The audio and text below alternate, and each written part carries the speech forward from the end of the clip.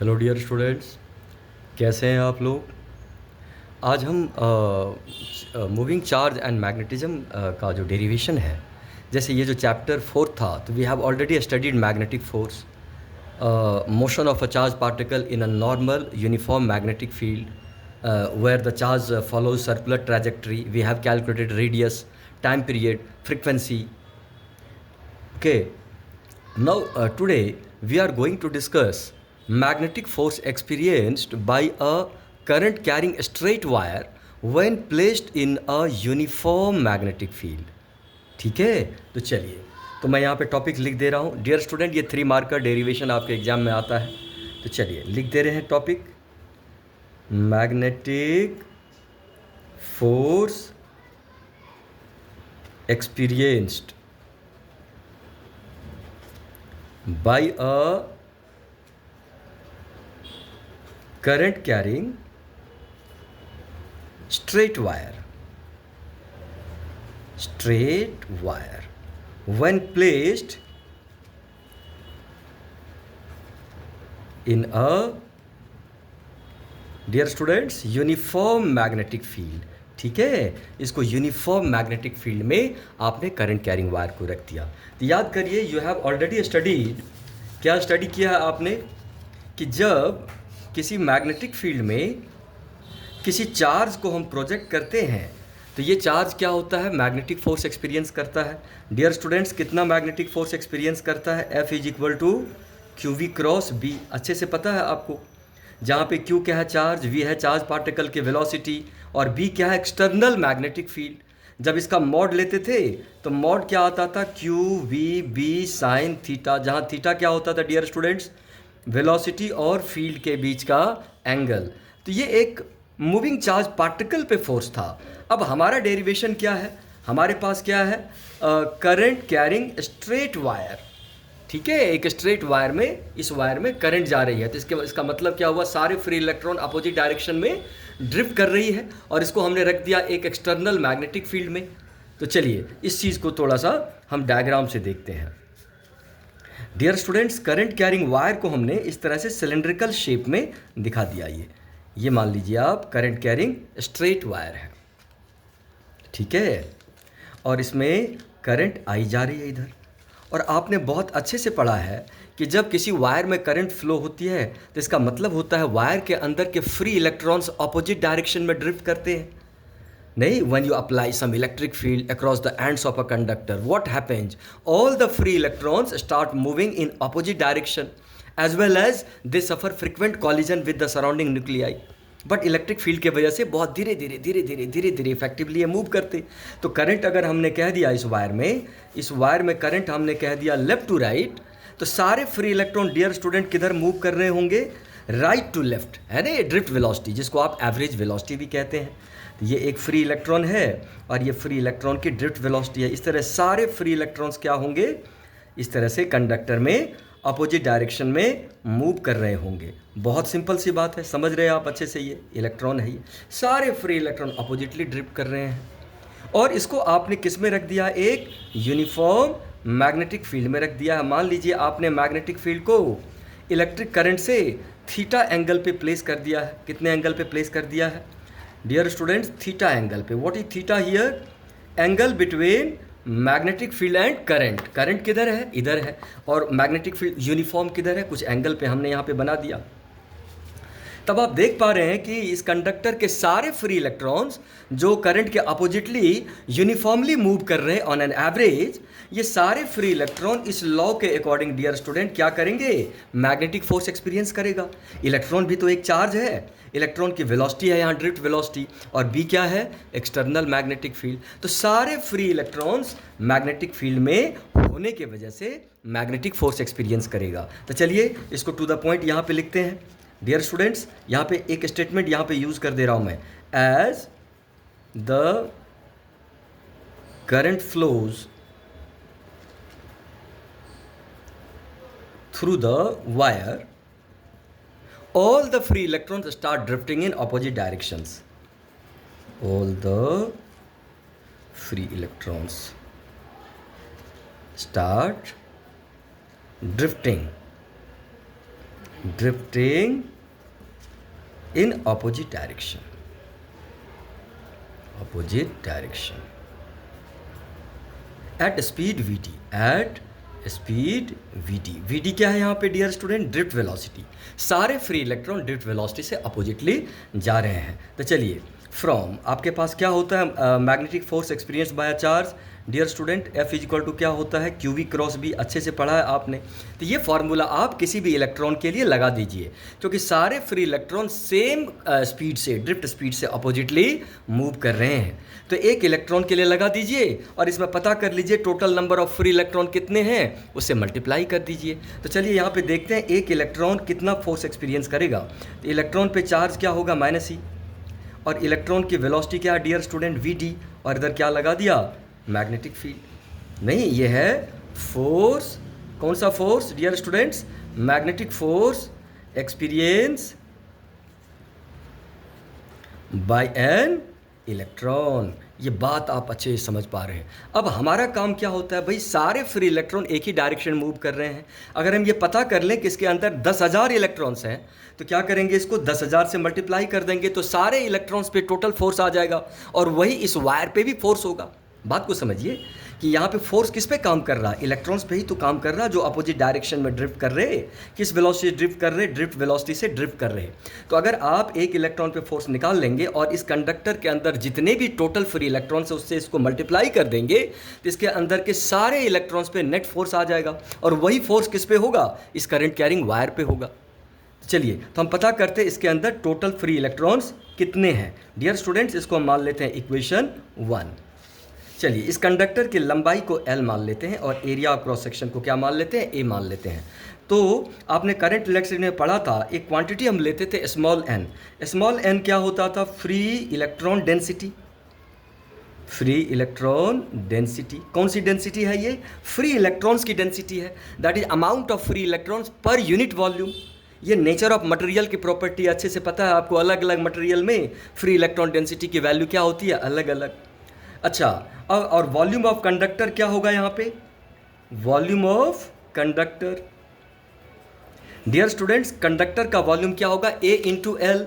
क्यों होगा A into L? Area of cross section A है और इसकी लेंथ L है, तो वॉल्यूम क्या बन जाएगा? AL। और अभी आपने देखा यूनिट वॉल्यूम में कितने इलेक्ट्रॉन्स है? N इलेक्ट्रॉन्स है। तो AL वॉल्यूम में टोटल इलेक्ट्रॉन्स कितने होंगे? ALN, है कि नहीं? So the total number of free electrons, the total number of free electrons in the conductor कितना हो जाएगा? अगर इसको n मान ले तो क्या हो जाएगा? ALN, है कि नहीं? यूनिट वॉल्यूम में n इलेक्ट्रॉन्स हैं, तो AL वॉल्यूम में कितने इलेक्ट्रॉन्स होंगे? ALN। एक इलेक्ट्रॉन पे कितना फोर्स काम कर रहा है ये? तो सारे इलेक्ट्रॉन पे टोटल फोर्स कितना काम करेगा? n से क्या करेंगे? इसको मल्टीप्लाई कर देंगे, बिकॉज सारे फोर्सेज एक ही डायरेक्शन में एक्सपीरियंस हो रहे हैं, बिकॉज सारे फ्री इलेक्ट्रॉन की वेलोसिटी सेम डायरेक्शन में है। मैग्नेटिक फील्ड भी गिवन है डियर स्टूडेंट, ठीक है? सो क्या लिखेंगे आप? Net force on all the free electrons, ऐसा लिखेंगे। क्या लिखेंगे? So the net force on all the free electrons, on all the free electrons of the conductor, dear students, क्या होगा नेट फोर्स? तो एक इलेक्ट्रॉन पे फोर्स की वैल्यू क्या लिखा था आपने? F लिखा था। और टोटल कितने इलेक्ट्रॉन्स है इसमें? N है। N से मल्टीप्लाई कर देंगे। चलिए यहाँ पे लिख दें, क्या था F की value? Minus E V D cross B, ये था। और यहाँ पे इसको मल्टीप्लाई कर देना n से मतलब ALN से। ये बात आप समझ पा रहे हैं? इसको अगर हम सिंप्लीफाई कर दें तो क्या बन जाएगा? माइनस ALNE VD क्रॉस क्या? B। अब बात समझ रही है? टोटल फोर्स आ गया, नेट फोर्स आ गया on all the free electrons. लेकिन याद करिए, यहाँ पे एक टर्म आ रहा, आपने पढ़ा था, आपने पढ़ा है करंट इलेक्ट्रिसिटी में, I इज इक्वल टू क्या होता है डियर स्टूडेंट्स? NEAVD। ये डेरिवेशन पढ़ा है आपने। क्लियरली लिख रहा हूँ मैं, क्या पढ़ा आपने? I इज इक्वल टू, यहाँ पे लिखता हूँ, समझाता हूँ आपको। करंट और ड्रिफ्ट वेलोसिटी में क्या रिलेशन पढ़ा था? NEAVD, ये रिलेशन पढ़ा था। लेकिन आपको अच्छे से पता है कि करंट कौन सी क्वांटिटी है? स्केलर क्वांटिटी है। आप करंट पे एरो नहीं दे सकते, करंट में डायरेक्शन भी है लेकिन आप एरो नहीं देख सकते। ड्रिफ्ट वेलोसिटी वेक्टर क्वांटिटी है, तो यहाँ पे ड्रिफ्ट वेलोसिटी और करंट के डायरेक्शन एक दूसरे के क्या है, अपोजिट है। देख पा रहे हैं आप? नहीं, करंट जा रही है इधर, ड्रिफ्ट वेलोसिटी अपोजिट है, लेकिन हम करंट पे एरो पुट नहीं कर सकते। तो इसके लिए क्या हम करते हैं कि दोनों साइड लेंथ से मल्टीप्लाई कर देते हैं। वायर की जो लंबाई होती है ना, इससे मल्टीप्लाई कर देते हैं, तो क्या होता है NEALVD। और मैं आपको बताऊं कि करंट और लेंथ के प्रोडक्ट को एक वेक्टर के तरह ट्रीट किया जाता है, जिसकी डायरेक्शन करंट के डायरेक्शन में मानी जाती है। समझ रहे हैं आप? ये अब ये एक वेक्टर क्वांटिटी है जिसकी डायरेक्शन करंट के तरफ है। मतलब अगर आप इस पे एरो दे देंगे और यहाँ पे एरो डालेंगे तो आपको माइनस साइन लगाना पड़ेगा। क्यों? क्योंकि IL और VD की डायरेक्शन एक दूसरे के अपोजिट है। तो वही काम यहाँ पे करने वाले हैं। डियर स्टूडेंट, यहाँ पे लिख दें बट, इसको मान लीजिए आप इक्वेशन सेकेंड, ठीक है। But I is equal to क्या होता है, NEAVD।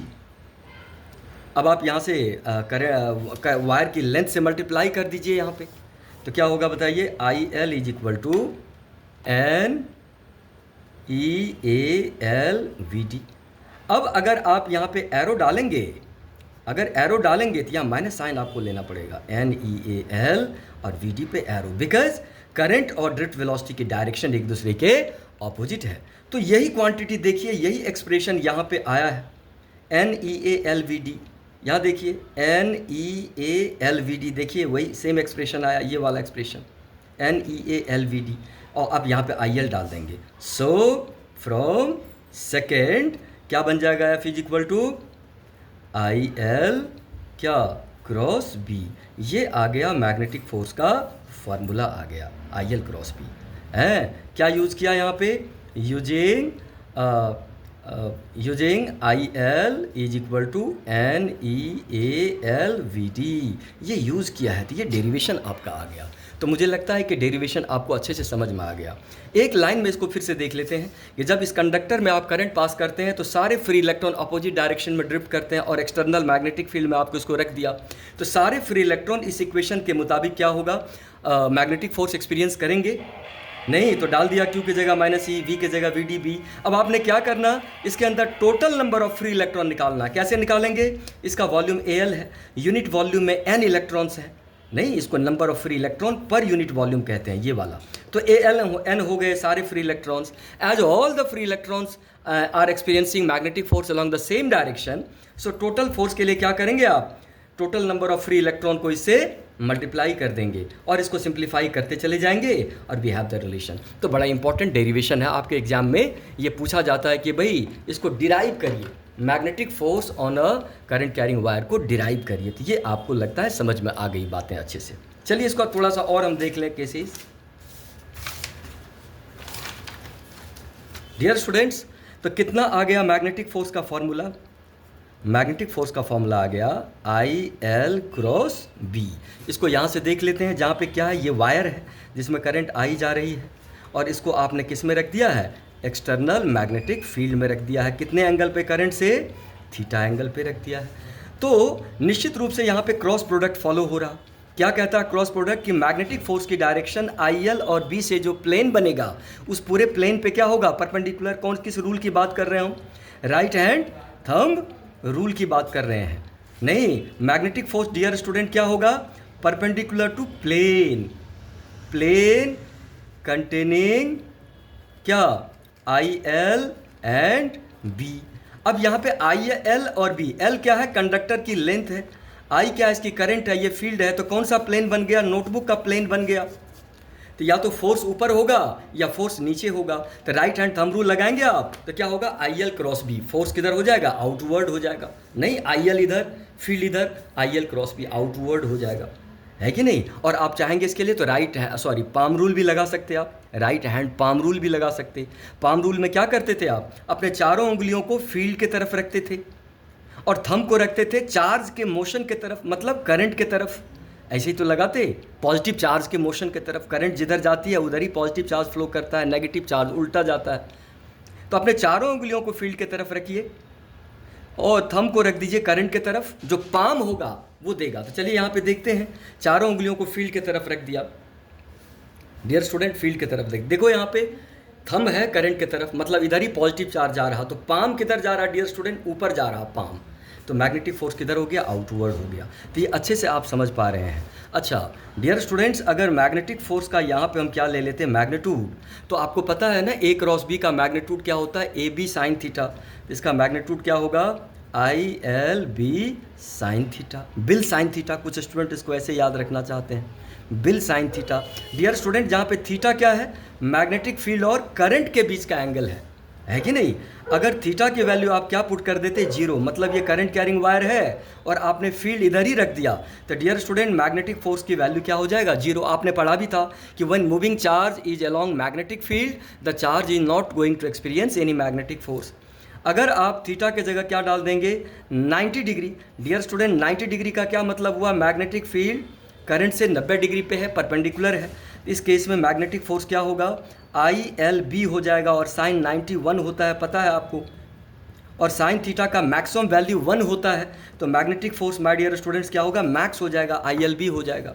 उसी तरह से अगर थीटा के जगह क्या पुट कर दें, 180 डिग्री। 180 डिग्री का क्या मतलब हुआ, करंट तो जा रही है इधर और सारी मैग्नेटिक फील्ड उल्टी डायरेक्शन में है, तो डियर स्टूडेंट यहाँ पे मैग्नेटिक फोर्स क्या होगा, I L B sine 180 degree, और आपको पता है साइन 180 डिग्री जीरो होता है, तो मैग्नेटिक फोर्स यहाँ पे भी क्या हो जाएगा, जीरो। तो इसको याद रखेंगे, ठीक है। तो ये डेरिवेशन हमारा हो गया कंप्लीट। इसको नोट डाउन भी करिएगा रजिस्टर में अगर आपके पास नोट्स नहीं है तो, क्योंकि आता रहता है एग्जाम में। Thanks a lot dear students.